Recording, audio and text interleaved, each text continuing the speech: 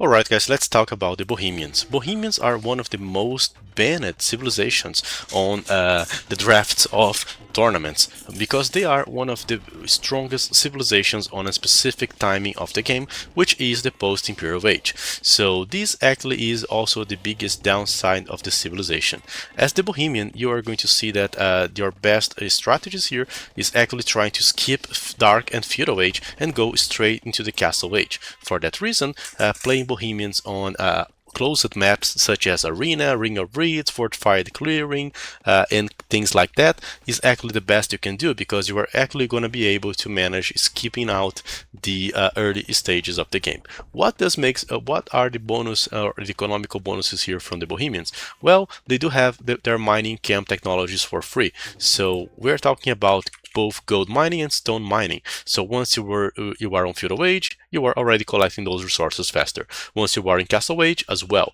This is actually not a good sign if you actually want to play with a regular feudal age approach with like scouts, skirmishers, and such. So for that reason, I would say that the best thing you can do is just play defensive as the Bohemians. Archers would also not be a bad choice if you want to play on an Arabia-like map, but you actually want to use this civilization way more on closed maps. Once you are in closed maps, there are a few other things that helps you to go for the fast castle. For example, your blacksmith and universities do cost minus 100 wood.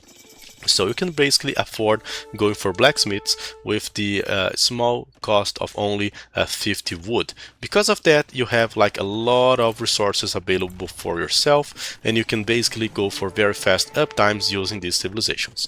One of the most popular openings, or one of the most popular ways to play the Bohemian, especially on this kind of closed map, is to actually go for the monk rush. So the biggest counter to monks are actually scouts or even light cavalry. For that reason, my personal recommendation for the Bohemian is to actually add a few spearmen to its composition to actually counter any of your opponent's openings regarding that matter. So one of the best strategies is exactly what you are seeing here. Skip feudal age, go towards the castle age, go for a fast castle, and start playing with monks together with a few spearmen, just to tell your opponent that, hey man, light cavs are not going to kill me because I do have some small defense against it. Now let's talk about other strengths about the civilization. They are the only civilization where those two technologies, both fervor and sanctity, do apply itself to villagers as well. So this means that your villagers can actually benefit for those monastery technologies, which means that they actually going to gain 15 extra HP, which is good for defending, and they also are going to get 15 extra move speed, and this is insanely good for villagers. Your villagers are going to move faster, which means that it's easier for you to send villagers forward to make a castle, for example, and they are also going to farm faster, making your economy now way better than a regular civilization. You have villagers that move faster once you research fervor, and you also have villagers that are collecting both gold and stone faster. So this is probably one of the best strategies to use as the Bohemian. You open up here using both monks and spearmen. You get your upgrades like Sanctity and Fervor to boost both monks and villagers, and once you have that, you start pressuring more and more your opponent with such units. The worst thing that can actually happen to you is to be forced to fight against a light cavalry.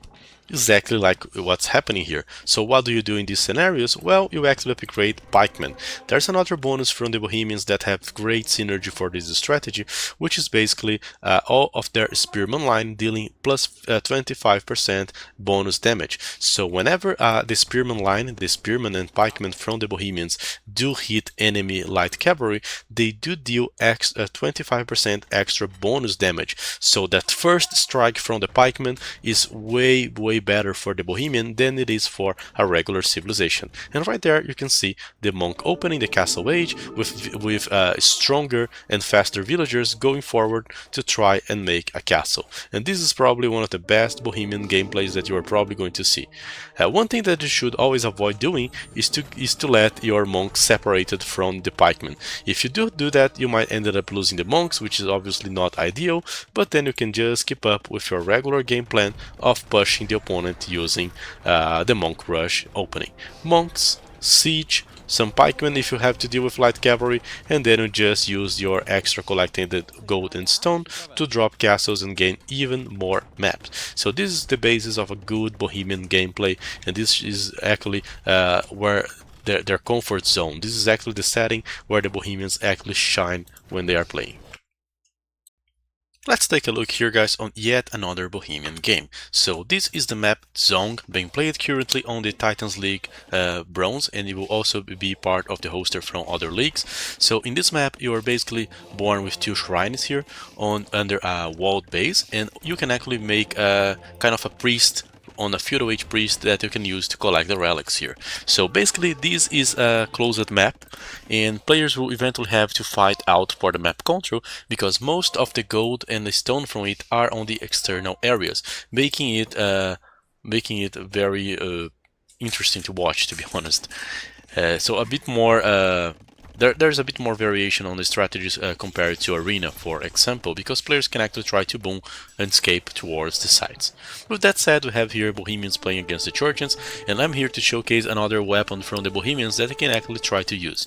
I do repeat that I do recommend Monk Rush as the best strategy for the Bohemians, but in case you cannot go for the Monk Rush, there is another strategy, another unit that you can actually use, which can be quite powerful, and I'm talking here about the Hilsit Wagon. The difficulty of going for this unit is actually that you actually have to invest heavily into the stone in order to be able to achieve to make up a castle. Once you have a castle, you can start making this unit, and it's a very interesting unit because it does have 160 HP, 7 pierce armor, so basically any ranged unit from the game during the castle age will actually get countered by this chunky wagon here. The counter for the Hilsit wagons are the mangonels because they actually deal a significant amount of damage, but there are of course other ways of dealing with this unit. For example, outmassing it. I mean, the wagons are strong, but 2 wagons cannot compete with like 10 cavalry, for example. So you can try to go for outmassing, you can go for the mangonels, which is actually my personal recommendation, or you can go for redemption monks and try to convert them.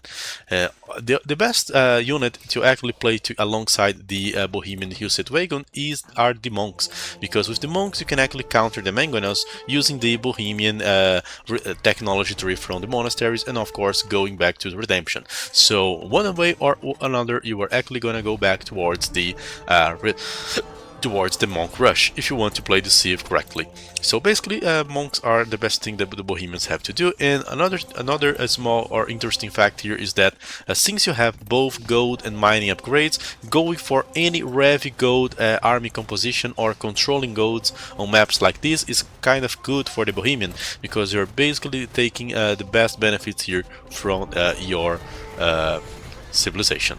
On this game we can actually see the Bohemian play an all-in. He's not developing his economy at all, he's not aiming to play during Imperial Age, he's basically trying to finish off the game with the use of the composition of Hilsit wagons plus mangonels plus monks with all the upgrades. So the Hilsit wagons should actually deal with the enemy light cavalry, while the monks would actually try to deal with the enemy's siege. As you can see, the light cavalry cannot dive under a big amount of Hilsit wagons, while the monks can actually keep healing up your units and attacking. Remember that the Hilsit wagon isn't actually a siege unit, so they cannot be healed out by the monks, but instead you have to actually repair them using villagers. So that's basically the idea, guys. That's the other option that you have as the Bohemian. There are phosphorus strategies and other fast castles if you want to play this unit even on Arabia maps, and honestly it's a very annoying unit, especially if the guy doesn't know exactly how to counter. He will just walk on your base and do everything he wants. Due to its high stats of HP and pierce armor, this is a very annoying unit to put under enemy town centers and keep idling and pressuring him. It's very annoying to deal with this unit. As you can see, the unit can withstand a lot of damage from the TC, so you can just keep the unit here under the TC, and you are basically going to idle most of your opponent's economy for a long time. So mass monks and mass Hilsit wagons as a very anti-meta and unorthodox ways of playing Bohemians is quite interesting in the end. If you play Arabia, I would say that going for those cheese strategies is actually a lot good, and it can actually be better than trying to play meta. If you try to play meta as Bohemian, my recommendation is that you try to go for the ranged units. So go for the archers, crossmen, skirmishers, and later try to go into the siege, monk, and stuff like that. So that would be actually my personal recommendation. And as you can see, Bohemian can be quite annoying to play against. Honestly, I hate to play against the Civ. It's very annoying, especially on Castle Age. You have to take a lot of effort here, and you're still going to deal with massive monks, massive Hussite wagons, a lot of strong stuff, and it's very difficult to play against. Once that is done, the Bohemian can of course start booming behind of that, and then with all the monastery upgrades, relic control, and so on, you can basically buy enough time to go towards Imperial Age. So Hussite Wagon plus Monks, a great army composition for you to play, and not only in closed maps, but even in Arabia if you want to take the risk. Honestly, I think that is totally worth it in many situations. And as you can see, this is a very difficult to counter unit unless your opponent has massive amount of siege like mangonels and bomber cannons, and then he can eventually kill your army. If he has no access to massive siege like mangonels, onagers, or bomber cannons, the Bohemian wagons are just going to be very annoying. I don't think that I mentioned that, but the Hussite wagons are actually quite crafty in taking down enemy traps as well. They can actually shoot down trebuchets quite well. So as long as you deal with the enemy siege, you can actually use these units to snipe down the traps because they actually deal a significant amount of damage into it. And then of course you can start adding extra units, for example the pikemen, like we can see on this game. Hussite wagons, monks, pikemen, a very Bohemian-like composition for the Castle Age game. There are other gameplays and other options like the infamous hand cannoneer plus mangonel push that you can use with the Bohemians during the Castle Age, but I haven't been seeing many of these rushes lately, guys, so I wanted to share with you, but I'm not finding many situations when this rush is actually happening here. So that's basically another way of playing the Bohemians. Alright, let's talk about one of the best practices as the Bohemian. Bohemian can have one of the best economies in the game if they are on a booming scenario. And that's thanks to the combination of two specific things. One, everything, when they start to collect gold and stone, you obviously know that they have the upgrades, but that's not all. They actually have this upgrade called Fervor. Fervor is an upgrade that allows your monks to walk 15% faster, but in Bohemian's case, this actually affects villagers as well. This means that every villager from the Bohemian is actually going to increase their speed from 0.8 to 0.92. And what is the meaning of that? Well, that combined with wheelbarrow, which our player here, Draken, just researched, will just boost your farming capacity by a lot. As you can see, those guys are flying on their farms, and because of this, the walking distance of their farmers, thanks to the combination of both wheelbarrow and Fervor will just boost your economy so much. So basically, when you have Bohemian farmers here, boosted by those two upgrades, they're just gonna produce a lot of food. And thanks to that, with your regular investment on the Castle Age, after you have done your farm investment, like Draken here just did, you're just gonna have a big boost on your food. And that will allow you to reach a very clean Imperial Age. And of course, this will benefit you through the game, and you are epically gonna be farming until the very end of the game. So having this boost is actually pretty good. Having a good farming economy is very important for the Bohemian, because as the Bohemian, you do want to invest into some crazy good good units here, which are the Halfnice. Halfnice is the upgraded version of the Bomber Cannon. It's actually an Imperial Age unit that only the Bohemians have access to. The problem is, it actually costs 1.9 thousand resources, guys, in order to upgrade. That's almost 2k thousand resources just to upgrade it. And we're talking about the Bomber Cannon. What does it make? What is better from the Halfnice against the Bomber Cannon? Well, they actually have more blast damage, they shoot a bit faster, they have more HP, so there are a lot of big boosts here. So how a good Bohemian player would actually play with this unit? Well, at first, if you're Bohemian, you already want to start making chemistry on your way to Imperial Age. This means that you are just not going to wait Imperial Age until you make chemistry. You research it mid Castle Age, because you are the only civilization that has access to chemistry during the Castle Age. Thanks to that, once you are on Imperial Age, if you want to, you can already start making bomber cannons. And this makes the Bohemian very good on trebuchet wars, because they will actually start making this unit already. So for example, if Mark and wanted to, he could have already started to make some bombard cannons. But instead, he's just gonna wait for the 1,000 resources here and click 1.k 1,000 food and 800 gold in order to go for the Halfnice. So Halfnice is the best unit as the Bohemian. This is your core unit as the Civilization, and this is where Bohemian plays their best game. Been playing here during the Imperial Age and going for the Halfnice, which will actually allow them to have a great power. There are other two ways to boost your big weapon, the Halfnice, and one of them is going for the Wagenburg Tactics on the castle. This will actually allow you to go for faster moving bombard cannons that you have, guys. Halfnice.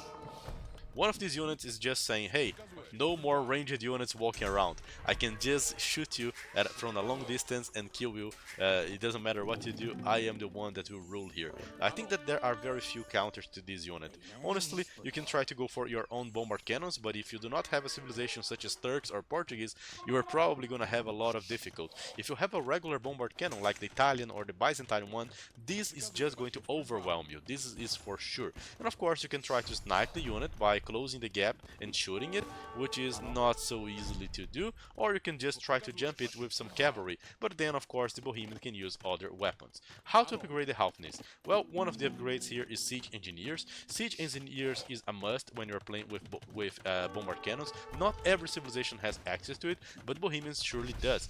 Siege Engineers is going to add only one extra range to your bombard cannons, but that's not all. Siege Engineers also boost the efficiency of your siege weapons against buildings by 20%. This means that you can actually just say, hey, as Bohemian, I'm okay with playing without the trebuchets because I can actually take down castles, bomber towers, walls, and even other fortifications by using my Halfnice only. The other upgrade that is pretty important here is the one that affects the move speed of your gunpowder units, the Wagenburg Tactics. Also called as the Silver Crown for the Bohemians. This will basically allow your gunpowder units all to move 15% faster, and that will just boost the speed of your gunpowder so that you can actually try to shoot and dodge the projectiles a bit better. So not only you have a bulky bombard cannon, but this bulky bombard cannon can also move faster and dodge the enemy shots from the bombard cannons and got himself into a safe way. So then you can just start to oppressing your opponent using your Halfnice. The other weapons here from the Bohemians that you can actually try to use is the Hill City Reform, the Golden Crown. It basically replaces all the technologies on the monastery for food ones. Let's think about, for example, heresy. Heresy costs 1,000 gold. When you upgrade the Hill City Reforms, it will actually cost 1,000 food. So basically, if you're just farming Reveille as the Bohemian, and as I said in the beginning, you are already because of fervor and boosting your farming with fervor, wheelbarrow, and so on, you can just get all of these upgrades by using food, and even monks by using food. So basically, this will transform your monastery into a trash unit maker, and you can just spend monks. Why? Well, this can actually be helpful against power units such as paladins, elephants, and even to keep spamming monks to constantly converting enemy siege as well. But of course, if you already have the Halfnice, which does take a lot of trouble here to counter, you are actually gonna do it. By the way, look at these Halfnices. By just dropping a few shots, they can even take down a castle before it even gets up. So that's such a powerful unit. The ranged units are also feeling very lost there. They can barely walk closer to the Halfnice and they all got shot. So this is such an annoying unit to deal with, and this is the Bohemian power. This is the Bohemian peak here. If you want to peak as the Bohemian, if you want access to their best weapon, and honestly, not only the best weapon for the Bohemian, but one of the best weapons of the whole Age of Empires game, go for this Halfnice and get those upgrades that I was just telling you guys to. The other thing that the Bohemians can do here is the Hillside Wagons. Right here we can see the guy is already upgraded the Hillside Wagons. Hillside Wagons are this tank unit here. These basically this wagon allows you to shoot some gunpowder shots, and it actually has a lot of pierce armor, which basically means that thanks to its HP and pierce armor, you can just tank a lot of ranged units. So a few of those units can just deal with an entire army of units such as the Arbalest, Elite Skirmishers, or whatever, and it's a very good to add on your composition to also absorb the damage. The main counter to these units are siege, so mangonels, bombard cannons, and also heavy cavalry, but then you would also need the heavy cavalry to be on high numbers. So you are playing, if you are playing against ranged units, this is a great choice, but of course it can still get easily countered by other siege units, such as the mangonel and the bombard cannons. Hope you guys have enjoyed it, and this is basically what you want to do as the Bohemian. Go for the full gunpowder approach here and play during the Imperial Age with the half nice hillside wagon, even hand cannoneers that move faster, so it's easier to go there and snipe enemy units, and use it easy to reposition your own units, and this is the full power of the Bohemians. Of course, you can also add other stuff like bombard towers and so on, but this is basically how we want to be playing. Guys, so let's bring another perspective. Why are Bohemians not that popular in maps like Arabia, and how does a pro will play here with this? Right here we have Lewis fighting Z40. We have at least one 2k7 and one 2k6 players. Those guys are pretty decent. So let's take a look on how Lewis play with the Bohemians and what he can take out of them. As you can see, you have no economical bonus until you start collecting either stone or gold, and you're basically probably not rushing up your universities and blacksmiths during feudal age. So basically you have a very generic civilization with nothing special to play during the feudal age. Apart from that, there are also a few other downsides. For example, your scouts do not scale well because you have no bloodlines. Because of this, players will actually avoid going for the scout opening or just use a few scouts. So the best opening is the one that uses gold, and Lewis knows that, and for this reason he is trying to open here with the men-at-arms. So Bohemian men-at-arms, why not? You are actually going to force yourself into the gold and probably make a follow-up with archers. So you can actually try to hurt your opponent, but as you can see, there's like nothing special there.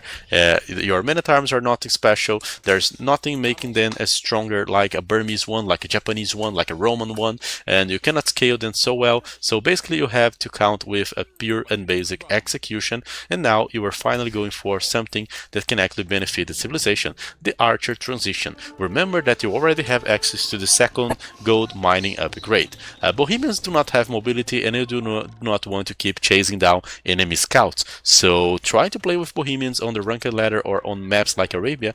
The best recommendation is that you try to fully wall yourself. Defending and fully walling yourself is one way to getting out of scouts, because I know that the experiments are good and you can actually use experiments to chase down scouts, but you do not want to keep chasing down scouts on your base. So you either make a small wall or defend yourself. In case you do not manage to wall, scouts can be a very big menace to you, as you can see on this game where Lewis is being constantly raided and losing villagers to the scout approach from the Vietnamese. So very annoying to play if you cannot wall.